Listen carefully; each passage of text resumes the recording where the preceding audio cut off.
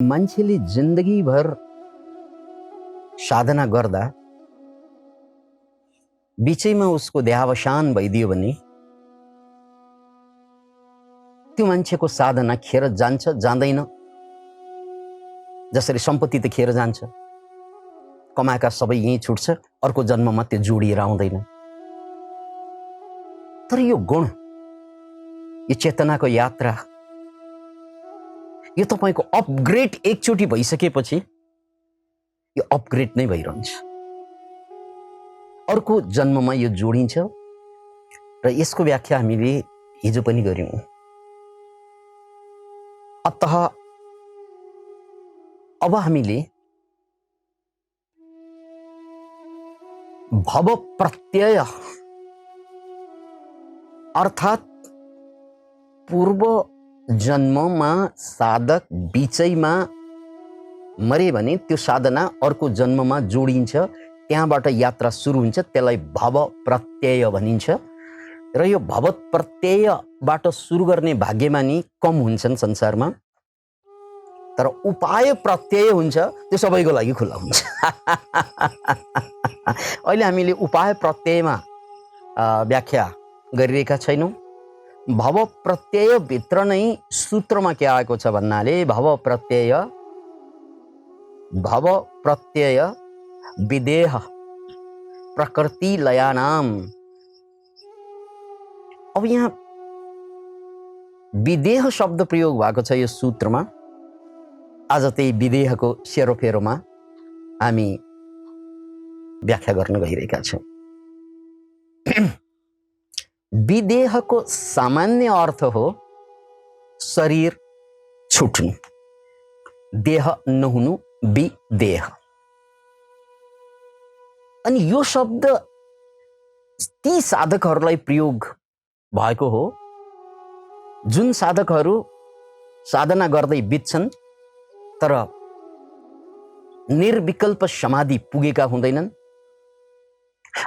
अर्को शब्दमा निर्वीज समाधि पुगेका हुँदैनन्, साधना बाँकी थियो, बिचैमा बित्यो भने तिनीहरूको शरीर छुट्यो, विदेह, देहबाट तिनीहरू विदेह हुन्छन्। र प्रकृति लयानाम, तिनीहरू प्रकृतिमा लय भएर बसिरहेको हुन्छ। अनि समय आएपछि फेरि उनीहरू यो संसारमा प्रकट हुन्छन्, उत्पत्ति हुन्छन्। विदेहको यो अवधारणालाई बुझिसकेपछि यहाँ समाधिलाई भगवान बुद्धको या गौतम बुद्धको पर्सपेक्टिभबाट बुझ्दा हामीलाई अझै समाधि बुझ्न सजिलो हुन्छ।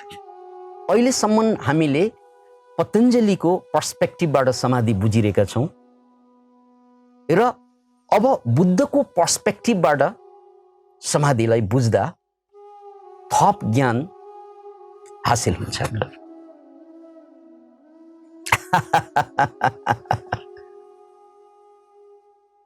अभिधम्म पिटकमा यदि बौद्ध शास्त्रमा साधकहरू साधना गर्दा गर्दै जुन ट्रान्सफर्म हुन्छन् त्यो ट्रान्सफर्मेसनको 4 वटा लेभल प्रयोग भएको छ। 4 वटा लेभल। पहिलो ट्रान्सफर्मेसनलाई श्रोतापन्न भनिएको छ। त्यो पतञ्जलि योग सूत्रमा समाधि घटेपछि अर्कै शब्द प्रयोग भयो, हामीले व्याख्या गरिसक्यौं। तर बुद्धले श्रोतापन्न भन्ने शब्द दिनुभयो। यानी श्रोतापन्न भनेको हामी जहाँबाट आयौं, राइट, त्यही स्रोततिर अब बग्न थाल्यो चेतना भने त्यो मान्छे श्रोतापन्न भयो। अहिलेसम्म हामी सबै संसारापन्न हौं, भोगापन्न हौं। हामी सबै कतातिर बगिरहेका छौं? भोगतिर बगिरहेका छौं, पीडातिर बगिरहेका छौं, दर्दतिर बगिरहेका छौं, रोगतिर बढिरहेका छौं, शोकतिर बढिरहेका छौं। यो कोरोना कालमा त अझै बढी सिद्ध भएको छ यो कुरा। हाम्रो जिन्दगी भरको सभ्यताले 5000 वर्ष या 10,000 वर्षदेखि विज्ञान, कला, संस्कृति के बनाए कोरोना कालमा सबै कुरा व्यर्थ भइदियो। Can you imagine it? Corona कालमा सबै कुरा व्यर्थ भइदियो। न विज्ञान, न संस्कृति, न शिक्षा, न सम्पत्ति, राइट? किनभने हामी अधिकांश मान्छे भोगापन्न हौं क्या। भोगापन्न हौं भनेको जिन्दगीभर एउटा भोगबाट अर्को भोगमा यो 5वटा इन्द्रिय अक्टोपसको हात चले जस्तै हाम्रो 5वटा इन्द्रिय स्वार स्वाई आज आँखाले के राम्रो हेर्ने, मुखले के मिठो खाने, नाकले के सुँग्ने, छालाले कानेर गएर छुने।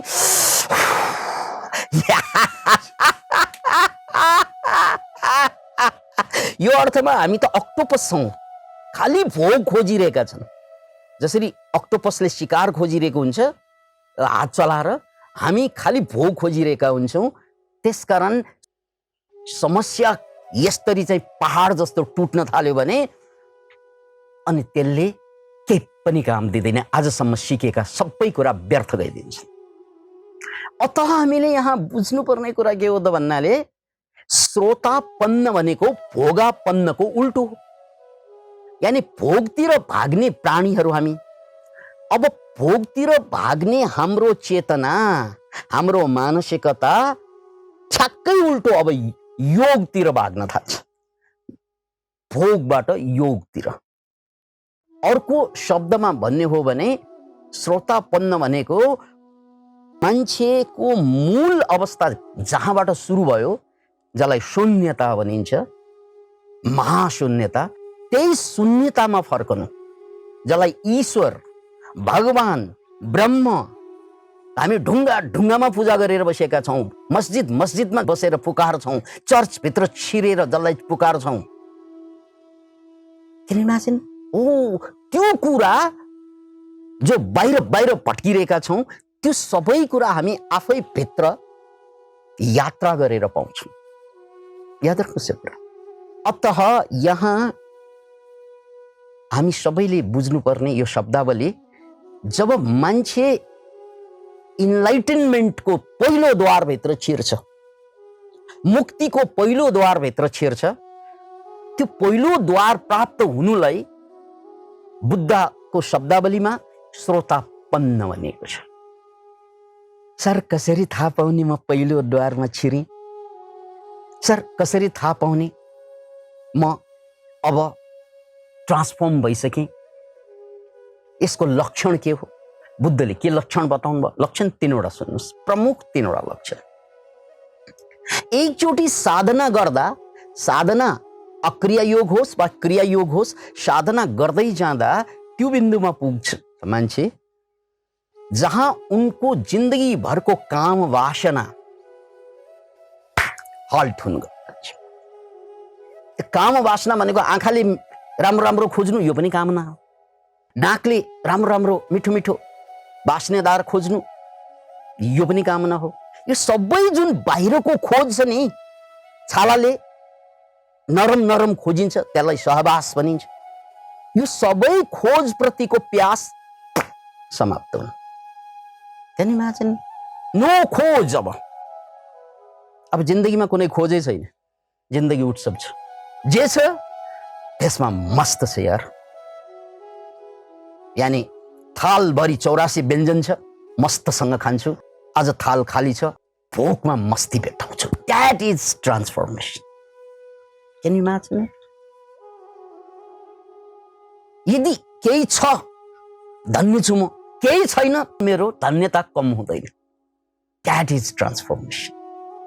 त्यसकारण पहिलो लक्षण हो हुँदा आनन्द, नहुँदा पनि आनन्दै। कसैसँग श्रीमती होलान्, श्रीमान होलान्, हुँदा गजब छ, नहुँदा पनि गजब छ। किन इमेजिन?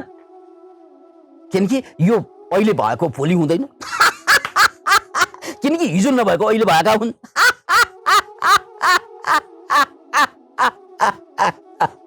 जवानी हिजो थियो, भोलि हुँदैन, राइट? त्यसकारण जवानीमा जो मस्ती छ, बुढेसकालमा पनि त्यही मस्ती छ।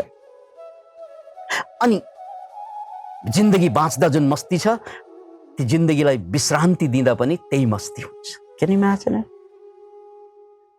कुनै गम छैन।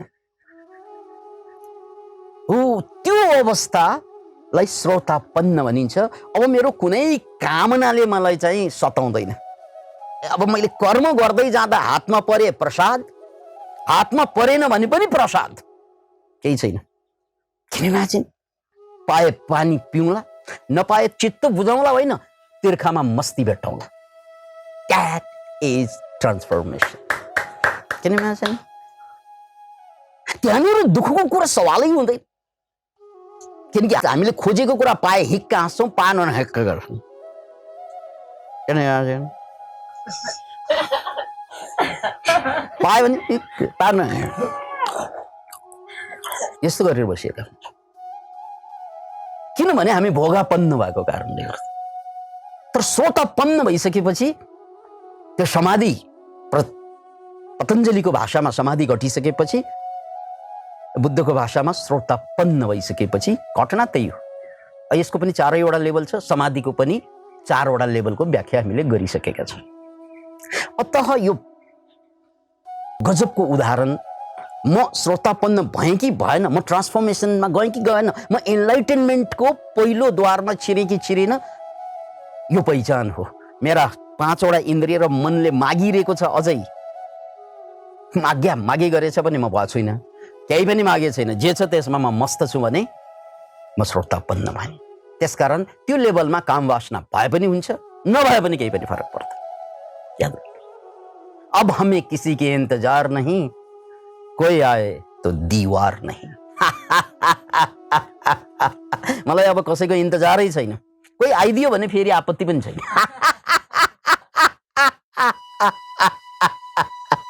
Can you imagine it? हामी त कस्तो हुन्छौँ भने मासु नखाने मान्छेलाई चाहिँ खानु पर्यो भने आपत्ति हुन्छ, खानु पर्ने खाइरहेको मान्छेलाई खानु पाएन भने आपत्ति हुन्छ। दुवैलाई आपत्ति छ, त्यसकारण दुवै बराबर छन्। याद राख्नुहोस्। यानी सात्विक मान्छेलाई तामसिक काम गर्नु पर्यो भने बडो आपत्ति हुन्छ, तामसिक मान्छेलाई राजसिक काम गर्न बडो अप्ठ्यारो हुन्छ, राजसिक मान्छेलाई सात्विक गर्नु पर्यो भने बडो गाह्रो हुन्छ। एक ठाउँबाट अर्को ठाउँमा जाँदा मरे तुल्य हुन्छ हामीलाई, किनकि बानी परिसकेको हुन्छ।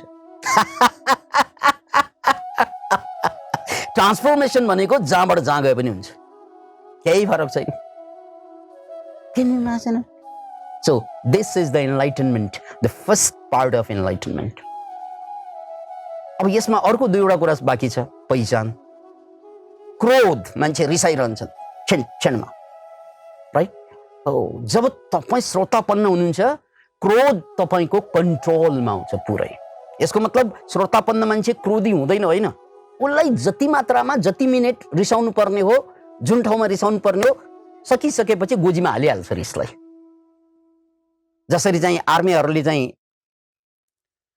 AK-47 निकालेर डाडा डाडा डाडा चलाउँछन्, अनि युद्ध सकेपछि थन्क्याउँछन्। युद्ध सक्दा पनि फेरि चाहिँ ड्याङ ड्याङ ड्याङ ड्याङ गरिरह्यो भने यो विनाश हुन्छ। त्यस्तै याद राख्नु, रिस पनि AK-47 भनेर बुझ्नुहोस्। यो चाहिने ठाउँमा त प्रयोग गर्नुपर्ने हुन्छ बेला बेला, तर त्यो प्रयोग पछि स्वाट गोजीमा हालेर त्यसलाई बिर्सिसक्नु भयो भने द्याट इज ट्रान्सफर्मेसन। त्यसकारण यो भ्रममा नपर्नुहोस्, एनलाइटेन भएपछि मान्छे रिसाउँदैन, होइन। रिस पनि त हतियार हो, चाहिने ठाउँमा रिसाइहाल्छन्, अनि त्यसपछि काम लिएपछि त्यो हतियार गोजीमा गएर बस्छ, त्यति मात्रै फरक छ। त्यसैले रिसमाथि पूर्णतया विजय, पूर्णतया कन्ट्रोल। रिस समाप्त होइन, याद राख्नुहोस्, रिस समाप्तिको कुनै टुक हुँदैन, रिस बेला बेला चाहिने हुन्छ, तर त्यसमाथिको पूर्णतया नियन्त्रण, द्याट इज अर्को लक्षण हो। र सबभन्दा बढी मान्छेले जिन्दगीभर खोज्ने कुरा के हो त भन्नाले, सुरुमा त उसले बेसिक निड्स खोज्छन्, घाँस बाँस कपासका कुराहरू खोज्छन्, अनि त्यो कुरा पाइसकेपछि उसले सुरक्षाका कुराहरू खोज्छन्, त्यसपछि प्रेम प्यारका कुराहरू खोज्छन्। यो पनि पाइसकेपछि अब पैसा पनि कुस्त छ, परिवार पनि छ, सबै भएपछि पनि त ऊ दुखी छ, सन्तुष्ट छैन। अनि उसले चाहिँ ल एउटा स्कुललाई चन्दा दिइदिए मेरो नाम लेखाइदिनु त्यहाँ शिलापत्रमा। उसले मान खोज्छ। के खोज्छ? मान खोज्छ। मलाई चाहिँ सम्बोधन गर्दाखेरि मिलाएर गर्नु, सर भन्नु, जे पाइ त्यही नभन्नु, यानि मेरो नाम लिएर भन्नु। यति नाम प्रतिको प्यास हुन्छ मान्छेको, यानि इज्जत, सम्मान, मान, अर्को शब्दमा भाउ खानु भन्छ नि, एकदमै मलाई त्यस्तो भन्ने हो। तिम्रो उमेरमा तिमी मभन्दा कम छौ यसरी भन्ने हो मलाई, तको होस्। यानि यो भोगापन्न मान्छेहरूको कमजोरी के त भने ऊ खाली चाहिँ मान खोजेर बस्ने, भाउ खाएर बस्ने। उसलाई कसैले भाउ दिएन भने ऊ पीडित हुन्छ। त्यसकारण याद राख्नुहोस्, जब मान्छे ट्रान्सफर्म हुन्छ उसले कुनै भाउ नै खोज्दैन, नो भाउ एट अल। मेरो नामको पछाडि ठुला ठुला शब्द झुन्ड्याउनै पर्दैन, झुन्ड्या पनि हुन्छ नझुन्ड्या पनि हुन्छ, केही फरक पर्दैन मलाई, जे भने पनि हुन्छ। मलाई कुनै नामबाट बोलाउनु कुनै फरकै पर्छ। औ भन्दा पनि खुसी नै हुन्छु म, मलाई चाहिँ औ भन्ने हो। Can you imagine it? त्यसकारण यो सम्मान प्रतिको प्यास चाहिँ अहङ्कार हो। सम्मान प्रतिको प्यास, मलाई सम्मान, मलाई मान गरिदेऊ, मलाई मान गरिदेऊ भन्ने मान खोजिरहेको हुन्छ मान्छेले। जिन्दगीमा अन्त्यमा खोज्ने चिज मान मर्यादा नै हुन्छ। यो मान मर्यादा खोज जबसम्म रहन्छ तबसम्म तपाईँ भोगापन्न हुनुहुन्छ, यो श्रोतापन्न होइन। यसकारण यो तीनवटा गुण, काम, क्रोध र मान खोज्ने, यो तीनैवटा चाहिँ मानसिक बन्धन हो, जसलाई बुद्धले 10 वटा बन्धनमा यसलाई संयोजन भनेको छ। यो 10 संयोजन भित्रको 3वटा बन्धन टुट्यो भने तपाईँ एनलाइटेन्ड भएको प्रमाण हुनु। And this is the first level of enlightened. जसरी समाधिको 4वटा लेभल, त्यस्तै एनलाइटेनमेन्टको 4वटा लेभल।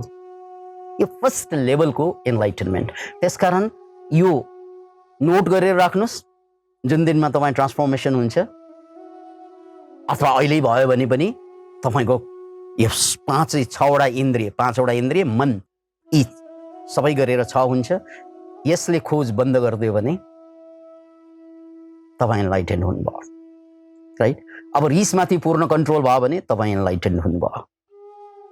ओके, मानसान अब मलाई खोज्नु पर्दैन, मलाई माने पनि हुन्छ नमाने पनि केही पनि फरक छैन। यस्तो अवस्था चित्तको त्यस्तो दशामा you are enlightened. So this is the first enlightenment. त्यसपछि अगाडि बढ्दा, यो अगाडि बढ्न अगाडि एउटा कुरा भन्नुपर्छ, यो फर्स्ट लेभलको एनलाइटेनमा पुगिसकेपछि अब तपाईँ यो लेभलमा बित्नुभयो भनौँ। यो त फर्स्ट लेभल हो, 4 लेभल छ यहाँ पनि। यो फर्स्ट लेभलमै तपाईँ, हामी साधक बित्यो भने के हुन्छ भने उनले मुक्त हुनलाई अब मात्र 7वटा जन्म लिन्छ। अर्को म्याक्सिमम 7वटा जन्ममा, जन्मभित्र, 7 जन्म होइन कि 7 जन्मभित्र, यो 7 जन्मभित्र कुन जन्ममा ऊ मुक्त हुन्छ त्यो भन्न सकिँदैन। उनको साधनामा निर्भर पर्छ, उनको समझमा, उनको ज्ञानमा निर्भर पर्छ। त्यसकारण अब तपाईँको मुक्त हुने दिन, पूर्णतया मुक्त हुने दिन 7 जन्म मात्रै बाँकी छ। दिन होइन, जन्म 7 मात्रै बाँकी छ। त 7 अगाडि पनि हुन सक्छ। त्यसकारण त्यो 7 जन्मसम्म ऊ विदेह भइदिन्छ। त्यो विदेह शब्द प्रयोग भएको त्यही हो कि ऊ देहमा रहेर पनि म देह होइन भन्ने बोध उसलाई मर्दा पनि हुन्छ, जिउँदा पनि हुन्छ। याद राख्नुहोस्, त्यही हो विदेह भन्ने। पतञ्जलिले सूत्र प्रयोग गर्नुभयो विदेह भन्ने शब्द। मरिसकेपछि त देह छैन, विदेह नै भयो। तर जिउँदो छँदाखेरि पनि म शरीर होइन भन्ने उसलाई ट्याकै बोध भइरहन्छ। यो शरीर होइन, यो शरीर त मेरो वाहन हो। जसरी ड्राइभरले गाडी चलाउँछ, गाडी चलाउने ड्राइभरलाई त थाहा छ नि म गाडी होइन, म ड्राइभर हुँ भनेर। होइन, मै गाडी हुँ भन्न थाल्यो भने त बडा पीडा हुन्छ। अनि त फेरि मेरो कोही पेट्रोल पिउनु पर्यो भन्न बेर छैन, किनकि मै गाडी हो भनेपछि उसले पेट्रोल भर्दैन, पिउन थाल्छ, किनकि ऊ गाडी भइदिन्छ।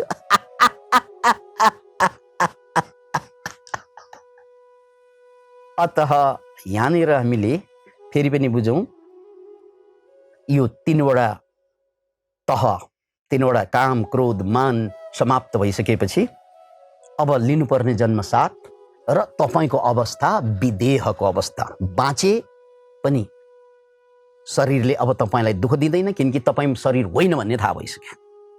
जसरी चाहिँ मालिकलाई चाहिँ यो गाडी म होइन भनेर थाहा भएपछि छुत्रो भयो भने के भयो त, अर्को आउँछ, खुसी नै हुन्छ। थोत्रो भयो त के भयो त, एउटा धराहरा ढल्छ, के भयो त, अर्को ठडिन्छ, होइन र? त्यस्तै एउटा शरीर ढलेर के भयो, अर्को ठडिन्छ, उसलाई थाहा हुन्छ। त्यसकारण शरीर म होइन भनेर बुझिरहनु र त्यो अनुसार व्यवहार हुनु। त्यसपछि त्यो न कोरोना आएर डर लाग्छ तपाईँलाई, अब मरिहाले पनि यो शरीर मर्ने हो, म होइन भनेर ठ्याक्कै बुझ्छ। एउटा यसरी बुझ्ने मान्छेलाई कोरोनाले छुनै पनि सक्दैन। किन इमेजिन, इनकेस छोएर मरिहाल्यो भने पनि यो ढरहरा ढलेर केही फरक हुँदैन, अर्को बन्दैछ भन्ने बुझिन्छ। ओके, अब त्यसपछि अर्को लेभल आउँछ जहाँ दुईवटा बन्धन, जसलाई चाहिँ शङ्का र सत्काय दृष्टि भनिन्छ। यो अर्को दुईवटा बन्धन, शङ्का र सत्काय दृष्टि। हरेक कुराप्रति शङ्का लागिरहन्छ मान्छेलाई।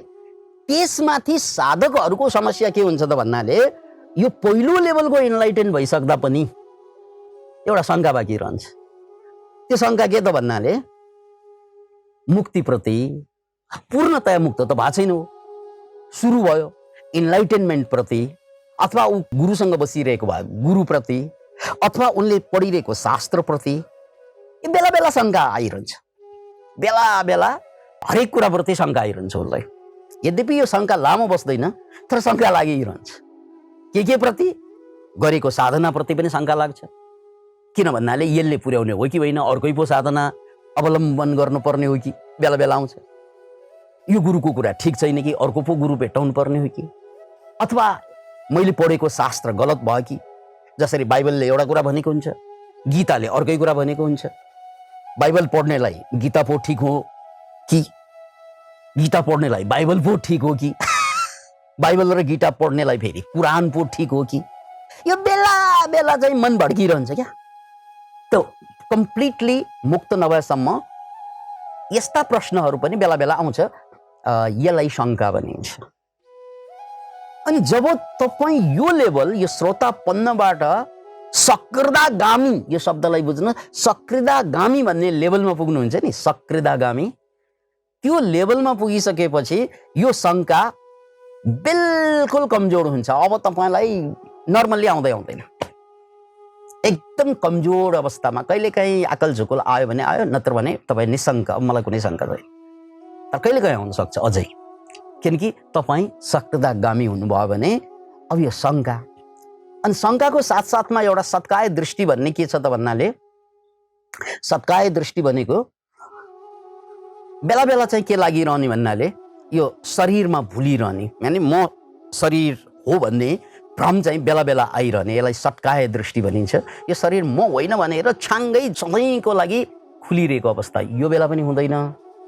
यो दुईवटा दृष्टि, म शरीर हुँदै होइन भन्ने चाहिँ कम्प्लिटली स्योर हुनु, कम्प्लिटली भने चाहिँ, अनि शङ्का निवारण हुनु, शङ्का कुनै पनि नलाग्नु। मैले साधना गरिरहेको छु, कोही जङ्गलमा बसेर गर्छन्, कोही एकान्तमा बसेर गर्छन्, कोही घर छोडेर गर्छन्, कोही घरभित्र बसेर गर्छन्, अनि बिचबिचमा त शङ्का लागिरहेको हुन्छ। यो शङ्का जम्मै समाप्त हुन्छ। त्यो लेभलमा पुगेपछि यो इन्लाइटेनमेन्टको दोस्रो लेभल, त्यसलाई के भनिन्छ रे? भर्खरै मैले शब्द दिएँ, के भनिन्छ रे? सकृदागामी। सकृदागामी।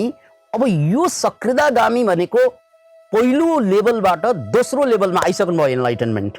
यो लेभलमा तपाईँले यो संसारमा जन्म लिने अब धेरै जन्म लिनु पर्दैन, 3 जन्म मात्रै लिन्छ म्याक्सिमम, राइट?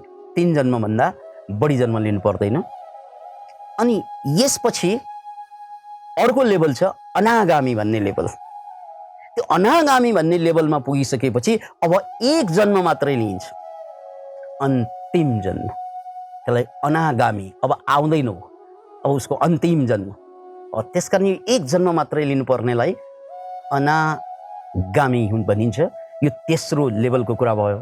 अब अनागामीमा पुगिसकेपछि अब सत्काय दृष्टि पनि छैन, म शरीर हो भन्ने कम्प्लिटली तपाईँलाई लाग्दैन।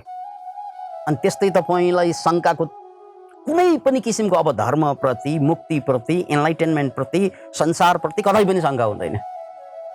क्यान इमेजिन 5 वटा बन्धन यसरी तोडेपछि अब लास्ट एउटा जन्म मात्रै बाँकी छ। यो जन्म तपाईँ विदेह भएर बस्नुहुन्छ। यो लास्ट जन्म, यानि देह छोड्दा पनि विदेह, देहमा बस्दा पनि विदेहको रूपमा चाहिँ बस्नुहुनेछ। र यो 5 वटा बन्धन बाहेक फेरि अर्को 5 वटा बन्धन छिचोलेपछि बल्ल पूर्णतया मुक्त हुन्छ।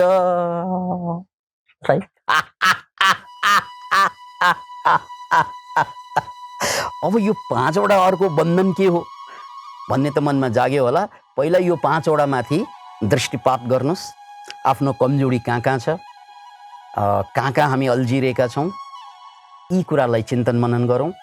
अनि अर्को 5 वटा हामी भोलि चर्चा गर्नेछौँ। Thank you.